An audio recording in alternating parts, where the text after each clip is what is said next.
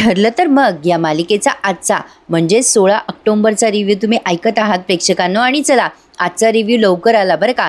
ते सुरुवातीला थोडं मागवून दाखवलंय त्यांनी. ही सायली खूप खुश आहे तिचे आई बाबा आल्यामुळे आणि आता प्रियाच्या कानाशी डोक्याशी बॉम्ब लावलेला आहे महिपतने, म्हणून ती आता तगमग करते की हे सगळं महिपत शिकरेने मुद्दाम केलंय, त्या नागोबाचा प्लॅन. आणि मनाशीच बडबडत असते प्रेक्षकांनो की आता हा माझ्या आई बापाचा बॉम्ब सतत माझ्या कानाशी टिक टिक टिक करत राहणार. कालचा हा शेवटचा सीन त्यांनी पुन्हा एकदा दाखवलाय. तर असो, आता सायली मात्र तिच्या आईवडिलांच्या सरबराईमध्ये व्यस्त झाली आहे आणि आज मालिकेमध्ये एक मोठा ट्विस्ट आलाय प्रेक्षकांनो. काय ते पुढे सांगते. सायली आता आईवडिलांसाठी चहा आणते तेव्हा तिचे वडील म्हणजे तो सदाशिव लोखंडे म्हणतो, अगं पोरी चहा आणला का तू? अगं काही गार मिळेल का? कोकम सरबत वगैरे काय ग, तुला कोकम सरबत चालेल का? लोखंडे त्याच्या बायकोला विचारतोय मैनाला. आता मैना पण हो म्हणते. सायली म्हणते आणते हं बाबा. आता बघा ती विमल म्हणते राहू द्या सायली ताई तुम्ही बसा, मी आणते हं सरबत. प्रियाचे आई बाबा शोभतात बरं का. आता ही अस्मिता म्हणते तुम्ही सायलीचा जो ड्रेस शिवला होता ना तो खूपच छान शिवला बरं. आता थँक्यू म्हणतो बरं का सदाशिव लोखंडे अस्मिताला. मग अस्मिता म्हणते माझ्यासाठी एखादा शिवाल का? आता पुढे ते काही बोलणार सदाशिव लोखंडे, तेवढ्यात प्रतापराव म्हणतात कमाले बाई अस्मिता तुझी, सायलीचे आई बाबा आहेत ते, आता ते इथेच राहणार ना, त्यांना काय तू परत दुकानात पाठवणार आहेस का? आता सायली खूप खुश असते. कल्पनाताई म्हणतात हो ना, बरं झालं तुम्ही दिवाळीच्या मुहूर्तावरच मिळालात, म्हणजे योगायोगच म्हणावा हा. आता यंदाची दिवाळी तर आता कल्पनाताई असं बोलतच असतात तेवढ्यात मैनावती अशी उठून उभी राहते आणि प्रियाकडे सारखी निरखून बघत असते. हे आपण कालच्या प्रोमोमध्ये पाहिलं होतं. मैनावती आता अशी हळू प्रियाकडे येत असते. प्रिया आता तिथून निसटून जात असते बरं का. अशी अलगद प्रियाला वाटतं की ह्या बाईने काही बोलायच्या आत आपण निसटून जावं. ते म्हणतात ना प्रेक्षकांनो, भीतीपोटी ब्रह्मराक्षस, तसं झालंय बरं का प्रियाचं. आता प्रियाला सारखं वाटत राहतं की ह्यांनी पटकन आपल्याला ओळखून सांगून टाकू नये की ही आमचीच मुलगी आहे म्हणून. प्रिया तिथून निसटत असते तेव्हा मैनावती तिला म्हणते अय अय अय अय ए पुरी थांब, कुठं निघालीस थांब. मैना तिचा हात धरते प्रियाचा आणि म्हणते तुला ना कुठेतरी पाहिलंय मी. प्रिया घाबरते बरं का. अर्जुन आता निरखून बघत असतो. मैनावती विचार करते डोकं खाजवून कुठं पाहिलं असेल बरं हिला. सायली पण आता बघते बरं का प्रियाकडे, काय भानगड आहे ही सगळी. प्रतापराव सगळी सुभेदार फॅमिली प्रियाकडे निरखून बघत असते. मैनावतीला आठवतं की प्रिया त्यांच्या दुकानात आली होती. मैनावती म्हणते अहो हा आठवलं मला, अहो ही आपल्या दुकानात आली होती ही पोरगी. प्रिया म्हणते काय हे मी तुमच्या दुकानात मी कशाला येईल, तुमचं दुकान कुठे आहे ते माहीत सुद्धा नाहीये मला. प्रिया असं बोलून तिथून निसटून जात असते बरं का. मैनावती तिचा हात धरते पुन्हा आणि म्हणते अय चल थांब इथे, थिएटरच्या मागं आहे आमचं दुकान. 2 दिवसापूर्वी आली होती ना तू, चौकशा करून गेली आणि उगाचच वेळ खाल्ला माझा तू मुद्दाम. मैनावती म्हणते आओ तुम्हाला बोलले नव्हते का मी, ही पोरगी काही शिवायचं नव्हतं तिला, उगाच टाइमपास करायला आली होती, हीच होती ती पोरगी. तो माणूस सदाशिवराव म्हणतो हो मी पण ओळखलं ना, हीच होती ती पोरगी. आता अर्जुनला खरं तर शंका यायलाच हवी होती 100%, पण काय झालं बघा. प्रिया म्हणते ओ अच्छा ते दुकान होय, अच्छा हा ते मी दिवाळीला ड्रेस शिवणार होते ना, आले होते म्हणून मी चांगला टेलर शोधत तिथे, पण तुमचं दुकान पाहिलं आणि वाटलं नाही मला की तुम्ही बरे ड्रेस शिवत असाल. म्हणजे तेव्हा मला माहिती नव्हतं ना की तुम्ही सायलीचे आई बाबा आहात, सायलीचे. हे ती मुद्दाम बोलत असते. तेव्हा सदाशिव चिडतो आणि म्हणतो अय पोरी दुकानाकडे बघून वाटलं नाही म्हणजे. आता सदाशिव पुढे काही भांडणार तेवढ्याच सायली म्हणते जाऊ द्या आई बाबा, तुम्ही दोघं असं करता का की तुमच्या खोलीत जाऊन बसता का, मी तिथे सरबत आणून देते. मग आता सायलीने असं म्हटल्यावर मैना म्हणते अगो हो अगं पोरी, खोली तर तू दाखवलीच नाही आम्हाला. अगं कुठे आहे खोली, या अंगाला का? अर्जुन म्हणतो हो तिकडेच आहे. सायली म्हणते हो मी येते दाखवायला तुम्हाला. मग आता अर्जुन म्हणतो मम्मा तू दाखव ना काका काकूंना त्यांची रूम, नाही म्हणजे आई बाबांना त्यांची रूम दाखवतेस का? कल्पनाताई म्हणतात हो जाते ना मी.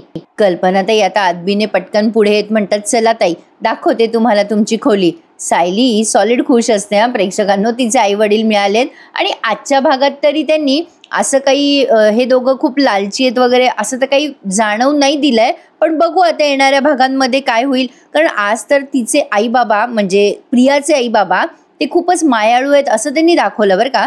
आता हे जेव्हा खोलीत जातात तेव्हा प्रिया विचार करते, काय हे माझे आई वडील, काय त्यांचा तो अवतार, काय ते यांचं बोलणं, माझं नशीब मी यांच्या घराऐवजी इथे ऐशो आरामात राहतीये असं प्रिया मनातल्या मनात बोलत असते. तेव्हा सायली तिच्या चेहऱ्याकडे निरखून पाहत असते आणि अर्जुन सायलीकडे बघत असतो आणि तिला खुणवतो, काय ग काय झालं. मग सायली त्याला असं डोळ्याने खुणवते की नाही काही नाही झालं. आणि आता बघा पुढच्या सीनमध्ये त्यांनी साक्षी आणि महिपत दाखवलंय. मगाशी म्हटले ना जो ट्विस्ट तो हा ट्विस्ट आहे प्रेक्षकांनो. आता महिपतने ना प्लॅन केलाय साक्षीला कायमचं या जेल बाहेर आणण्याचा आणि तो ना आता साक्षीला या जगातून कायमचं मिटवणार आहे. कसं ते ऐकत राहा प्रेक्षकांनो. एक वेगळाच भन्नाट प्लॅन आहे महिपतचा साक्षीच्या बाबतीत. साक्षी महिपतला जेलमध्ये बघते आणि खूप संतापून म्हणते, अण्णा तुम्हाला किती वेळा सांगितलं मी इथे येत जाऊ नका, येत जाऊ नका. तुम्ही इथे नसता ना तेव्हा किमान माझं डोकं तरी शांत असतं.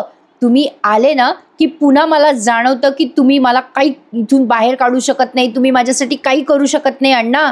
आता महिपत म्हणत असतो, साक्षी अय पोरी माझं ऐकून घे.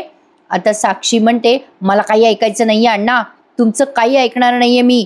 तुम्ही मला काय म्हणले होते की 113% मी तुला इथून बाहेर काढणार. त्या वकिलाचं काम चालू आहे का नाही चालू आहे काहीच माहिती नाही आहे अण्णा. मग महिपत म्हणतो, पोरी तुला इथून बाहेर काढण्यासाठी दुसरा रस्ता सापडलाय, तो पण वकिलाशिवाय. साक्षी म्हणते, मला नाही तुमच्यावर विश्वास, तुम्ही सतत आत्तापर्यंत तेच बोलत आलाय अण्णा, पण तुम्ही काहीच करत नाहीये. आता साक्षी असं बोलते तेव्हा जोरात ओरडतो महिपत, कदम. आणि एक हवालदार येतो मागे आणि एक डेंजर अशी बाई दाखवली आहे. तिच्या तोंडामध्ये पान वगैरे, त्या जेलमधलीच कोणीतरी बाई दिसते. ती बाई महिपतला विचारते, काय हो साहेब, हा आत्ता बोलला का तुमचं काहीतरी काम करायचंय, तुम्ही पैसे देणार का मला. महिपत त्या बाईकडे बघून म्हणतो, देणार ना, खूप पैसे देणार तुला. आणि मग तो जो हवालदार आलाय त्या बाईसोबत तो म्हणतो, साहेब ही बाई आपलं नक्की काम करणार, ती डेंजर बाई आहे बरं का, आणि हिला जरा लगाम पण घालावा लागेल. ती बाई आता त्या कॉन्स्टेबल ओरडून म्हणते, अय जास्ती शानपणा करू नको, लगाम घालायला काय मी काय घोडं आहे का गाढव, तूच तुझ्या जिभेला लगाम घाल. ओ पांढऱ्या कपड्यातलं साहेब आधी पैसे द्या. महिपतने आता त्याच्या खिशातनं नोटांची मोठी गड्डी काढलेली आहे आणि त्या बाईला म्हणतोय, हे 20,000 घे आणि काम झाल्यानंतर 4,80,000 रुपये म्हणजे पूर्ण 5 लाख रुपयाची रोकड, 5 लाख रुपयाची पूर्ण रोकड तुला मिळणार. ती बाई आता पैसे ठेवते स्वतःकडे आणि म्हणते, काम बोलायचं. मग महिपत म्हणतो, हे माझं लेकरू आहे ना, या माझ्या लेकराला जेलच्या बाहेर सोडवायचं, कायमचं सोडवायचं इथून. त्यावरती बाई म्हणते, होऊन जाईल. आता साक्षी म्हणते, अण्णा ही बाई मला इथून सोडवणार, ही बाई कशी. आता महिपत नुसता त्या बाईकडे बघतोय बरं का प्रेक्षकांनो. आणि आता महिपतचा प्लॅन त्यांनी पुढे दाखवलाय. इकडे प्रिया आता तिच्या रूममध्ये आली आहे बरं का, आणि ती विचार करते की आता काय करायचं पुढे. तेवढ्यात नागराजचा फोन आलाय प्रियाला. आता हा नागराजचा कॉल प्रियाला एक्सपेक्ट होताच, तिला अपेक्षित होतंच की नागराज आणि महिपत तिला धमकवायला फोन करणारच.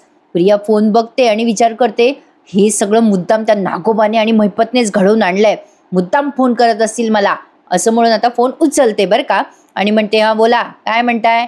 नागराज म्हणतो, हां प्रिया, काय ग ए प्रिया, अगं तुझा आवाज, काय ग तुझा आवाज असा पडल्यासारखा काय येतोय, जाम आरडाओरडा करत होती ग तू त्या दिवशी, आता काय झालं, दातखीळ बसली का काय तुला.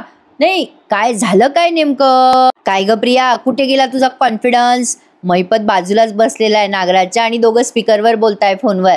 आता महिपत म्हणतो, ओ नागराज शेठ, अहो ती प्रिया नाही आहे, ती इतिहास जमा झाली प्रिया, पुस्तकात गेली पार, आता ती फक्त बबली आहे, बबली, बबली लोखंडे, अय बबली, असं मुद्दाम महिपत म्हणतोय प्रियाला. प्रिया आता महिपतला उत्तर देते बरं का, प्रिया कधीही इतिहास जमा होणार नाहीये. फिनिक्स पक्षी माहितीये का तुम्हाला, तसं अगदी त्याच्यासारखं मी राखेतून उभी राहील, कळलं का. मग नागराज म्हणतो, अच्छा म्हणजे तुझी राख झाली हे तर तू मान्य करते ना प्रिया. मग आता महिपत म्हणतो, अय बबले, तुझी राख त्याच दिवशी झाली ज्या दिवशी तू मैपत शिखरेच्या घरातून तुझं ते लाल गाठोडं चोरलं, तुला काय वाटलं मैपत शिखरेला काही अक्कल नाही? मैपत शिखरे बुद्धू आहे, त्याला काही अक्कलच नाही असंच वाटलं ना तुला? आता कोणाची अक्कल निघाली ग? काय झालं आता? दाताला दात खीळ बसली का? चिटकली का तुझी दात खीळ? या सगळ्याची सुरुवात तू केली आहे. माझ्या घरातून ते गाठोडं चोरून, माझ्या घरात घुसून तू ते गाठोडं चोरलं ना. आता या सगळ्याची सुरुवात तू केली आहेस. आता तुझे खरे मायबाप तुझ्या जवळ पाठवून या सगळ्याचा शेवट मी करणार, लक्षात ठेवायचं ग बबली. आता प्रिया मैपतला म्हणते, का का करताय तुम्ही हे सगळं? काय काय हवंय काय तुम्हाला? त्यावर नागराज म्हणतो, काही नाही ग बाळा, छोटंसं काम आहे बघ. तू तो आमचा व्हिडिओ केला की नाही, ज्या व्हिडिओमध्ये तू आमची बदनामी केली आहेस, तो व्हिडिओ पार या जगातून नाहीसा करून टाकायचा बघ. मग बघ तुझा मार्ग वेगळा, आमचा मार्ग वेगळा. त्यावर प्रिया नागराजला म्हणते, मी तो व्हिडिओ डिलीट करणार नाहीये आणि प्रार्थना करा तुमच्या हातून असं काही घडायला नको की तो व्हिडिओ मी अर्जुन सुभेदार, रविराज किल्लेदार आणि पोलिसांपर्यंत पोचवेल. असं म्हणून प्रिया फोन कट करते आणि नागराज आणि मैपतलाच धमकी देते उलट. आता बघा प्रेक्षकांनो, तसं पाहायला गेलं तर इथे माझ्या मनात विचार आला, जरी व्हिडिओ प्रियाने डिलीट केला तरी तो व्हिडिओ ती पुन्हा शूट करूच शकते ना. असो, पण नागराज आणि मैपतने जो प्लॅन केला तो अजून वर्कआउट झाला नाही असं म्हणायला तर हरकतच नाहीये. पण आता पुढच्या सीनमध्ये बघा, अर्जुन आणि सायली. आता सायली आली आहे अर्जुनकडे त्यांच्या बेडरूममध्ये आणि अर्जुनला ती आता पटकन अशी धरते आणि गरा गरा गरा गरा फिरवायला लागते आणि म्हणते, मी एवढी खुश आहे की मी आज सांगू शकत नाही. अर्जुनला कळेल न कळेल तोवर पटकन सायलीने त्याच्या गालावरती अशी गोडगोड प घेतली आहे. आता अर्जुनला ते फार भारी वाटतंय. आता सायली म्हणते, काय हो, काय झालं? आणि ती स्वतःच हसायला लागते. अर्जुनला फार छान वाटतं. आता सायली म्हणते, काय झालं तुम्हाला? लाजलात का काय तुम्ही? वारे वा, माणसंही लाजतात का? असो, हसू आलं मला तिच्या या वाक्यावर आणि तीही हसली स्वतः या वाक्यावर. आणि आता पुन्हा एकदा त्या अर्जुनला अशी गरा गरा गरा गरा फिरवते आणि म्हणते, अहो मी तुम्हाला सांगू शकत नाही, मी आज इतकी खुश आहे की माझा आनंद मला शब्दात सांगताच येत नाही आहे. मला ना तुम्हाला असं गरगरा फिरवावंसं वाटतंय, मला उड्या माराव्याशा वाटतंय, मला खूप खूप नाचायचंय, हसायचंय आणि तुम्हाला गरा फिरवायचंय. अर्जुन म्हणतो, बस बस बस, आली मला चक्कर. बापरे, एवढ्या मोठ्या बॉडी बिल्डर अर्जुनला तिने गरा फिरवलंय. पण असो, आता अर्जुन म्हणतो, बस बस सायली, आता मला चक्कर आली आहे. आता सायली आणि अर्जुन असे खाली बसलेत. पण सायली अर्जुनला म्हणते, मला ना तुमचे आभार नाही मानायचेत, कारण तुम्ही माझे आहात आहो, माझे आहो. तुम्ही माझे सगळे शब्द झेलतात, माझं सगळं बोलणं तुम्ही ऐकतात. तुम्ही फक्त मधुभाऊंनाच जेलमधून नाही काढलं, तर तुम्ही माझ्या खऱ्या आईबाबांना सुद्धा शोधलं. अर्जुन म्हणतो, कारण बायको, तुझ्या चेहऱ्यावरची ही स्माईल आहे ना, ती खूप इम्पॉर्टंट आहे माझ्यासाठी. एखादी गोष्ट इम्पॉसिबल जरी असली तरी मी ती तुझ्यासाठी करणारच सायली. आता सायली हे सगळं ऐकते आणि खूप भावूक होते आणि म्हणते, पण तुम्ही आज जे केलंय ना हो, त्याचा मी आयुष्यात कधी विचार करू शकले नसते. माझ्या बाबांचा मला आशीर्वाद मिळाला आहे. माझ्या आईने माझ्या डोक्यावरून हात फिरवला आणि त्या क्षणाला जे मला वाटलंय ना, त्या भावना शब्दात व्यक्तच करू शकत नाही. आणि खरं सांगू तुम्हाला, ह्या भावना नाही कळू शकत, कुणालाच नाही कळू शकत आणि मी त्या शब्दात पण मांडू नाही शकत. आता या सायलीचा आनंद खरंच म्हणजे स्वाभाविक आहे प्रेक्षकांनो, कोणीही असो. ही मुलगी लहानपणापासून आईवडिलांशिवाय वाढली आणि अचानक अशा पद्धतीने तिचे आईवडील समोर आले म्हटल्यावर ती खुश होणारच. आता अर्जुनने शहानिशा केली नाही, त्याने डायरेक्ट सगळ्या गोष्टींवर विश्वास ठेवला. या सगळ्या गोष्टी कंसामध्ये लिहिल्या तरी चालतील. असो, आता ही प्रिया बघा या दोघांचं बोलणं ऐकते आणि विचार करते, अजूनही या दोघांची खात्री आहे की हे दोघं जण सायलीचेच आईबाबा आहे. पण आता ही खात्री संशयात बदलायला वेळ लागणार नाही आहे, कारण मला आता कामाला लागावं लागेल. प्रिया, कामाला लाग आणि सगळ्यांना दाखवून दे की हे सायलीचेच आईबाबा आहे. तेवढ्यात आता आम्हाला कल्पनाताईंचा आवाज आला बरं का. त्या मग जोरात ओरडतात मध्येच आणि म्हणतात, सायली अगं इकडे ये. सायली अर्जुनला म्हणते, अहो आई आवाज देताय, मी आलेच. आता असं म्हणून सायली आता येते बरं का तिच्या खोलीच्या बाहेर आणि प्रिया तोपर्यंत पळून गेलेली असते बाहेरून. सायली आता तिच्या आईवडिलांकडे येते, त्यांच्या खोलीत येते. तेव्हा या दोघांना ना जरा थंडी वाजत असते, कारण खोलीतला AC जरा फुल सुरू असतो. आता सायली आवाज देते आणि म्हणते आई. आता मैनावती म्हणते अगं ये पोरी ये, ये ना इकडे ये. सायली आता त्यांच्या जवळ येत म्हणते तुमच्या दोघांसाठी हे जास्तीचं ब्लँकेट आणलंय. मैनावती म्हणते सायलीला इथे तो एसी आहे ना, अगं सवय नाही ग पोरी आम्हाला, म्हणून जरा थंडी वाजत होती. सायली म्हणते तुम्हाला सोसणार नसेल तर नका लावू. लगेच सदाशिवराव म्हणतो अगं नको अगं आता तू ही चादर आणली आहे ना जास्तीची, घेऊ आम्ही अंगावर ओढून बबले. आता तो जेव्हा बबले म्हणतो तेव्हा ही मैना म्हणते ओ बबली काय म्हणतात तिला, अहो ती सुभेदारांची सून आहे आणि तिला सायलीच नाव शोभून दिसतं. मग लगेच सदाशिव म्हणतो हो बरोबर आहे तुझं. सायली म्हणते मी इथे पाणी ठेवून जाते हां, काही लागलं सवरलं तर मला हाका मारा. आता सायली निघून जात असते तेव्हा मैना तिला आवाज देत म्हणते बाळ इकडे ये ना, बैस बैस इथं जरा माझ्याजवळ. मैनावती सायलीला जवळ बोलवत तिच्या गालावरनं हात फिरवते आणि म्हणते माझी पोर किती गुणी आणि लागवी झाली ग तू. माझी पोर पुन्हा भेटल ही तर मी आशाच सोडून दिली होती. सदाशिवराव म्हणतो पण देवानं आपलं ऐकलं ग मैने, आपली पोरगी सापडली 20-22 वर्षानंतर. सदाशिवराव सायलीला म्हणतो पोरी 20-22 वर्षानंतर भेटली ग तू. खरंच ग मैने आपण काहीतरी मागच्या जन्मी पुण्यच केलं म्हणून अशी पोरगी आपल्या पोटी जन्माला आली बघ. हरवली होती पोर पण आली बरं जवळ. मग आता ही मैना म्हणते अगं तुझ्या बहिणी आहे ना त्या खूप आठवण काढतात बघ तुझी, तुझ्या फोटोकडे बघून रडत असतात. अगं आम्ही पण तुझ्या फोटोकडे बघून आतापर्यंत नेहमी म्हणायचो बघ पोरी जिथं असशील तिथे सुखात राहा.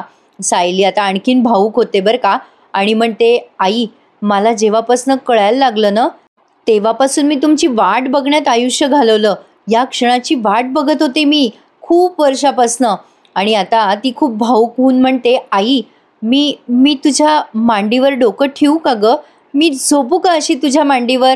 मग लगेच मैना म्हणते अगं पोरी विचारायचं काय त्याच्यात, ये बरं माझ्याजवळ ये. आता सायली त्या मैनाच्या मांडीवर डोकं ठेवते तेव्हा मैना तिला प्रेमाने असं तिच्या डोक्यावरून हात फिरवत असते. सायलीला खूप छान वाटतंय. पण काही म्हणा प्रेक्षकांनो, सायली तसं बघायला गेली तर नशीबवानच आहे. म्हणजे बघा ना जे तिचे नाही आहेत ते पण तिला प्रेम देत आहेत. आता येणाऱ्या भागांमध्ये आपल्याला कळेलच की नेमकं काय सगळं गौड बंगाल आहे. पण तरीसुद्धा बघा ना, नोटीस केलं मी की सायलीला प्रत्येकाचं प्रेम मिळतं पण प्रिया किती कम नशिबी आहे बघा. ह्याला ना असं म्हणता येईल की ज्याचे जसे कर्म तसे फळ. म्हणजे सायलीसाठी खूप लोक आहेत पण प्रिया मात्र सगळं असून जगात एकटी आहे. ही गोष्ट जरा नोटीस केली म्हणून तुमच्याशी शेअर केली. तर आता सायली जेव्हा मैनाच्या मांडीवर झोपते तेव्हा हा सदाशिव सुद्धा तिच्या डोक्यावरून असा हात फिरवत असतो आणि या क्षणाला सायलीला फार छान वाटत असतं. सायली म्हणते मला नेहमीच जाणवायचं आई बाबा की तुमचे आशीर्वाद माझ्या सोबत आहे. मला मधुभाऊंनी आईंनी प्रतिमा आत्यांनी खूप प्रेम दिलं पण सतत काहीतरी कमी कमी असल्यासारखं वाटायचं आणि आता मात्र सगळं काही पूर्ण झालं असं वाटतंय. आता तेवढ्या तिथे कल्पनाताई येतात बरं का आणि त्या म्हणतात अरे वा मायलेकीच्या अगदी मस्त गप्पा चालल्यात वाटतं. मग सायली पटकन उठते आणि म्हणते आई या ना इकडे या ना. मग कल्पनाताई म्हणतात छान गप्पा रंगल्या होत्या तुमच्या. मग ही मैनावती म्हणते ताई तुमचं घर खूपच छान आहे हो.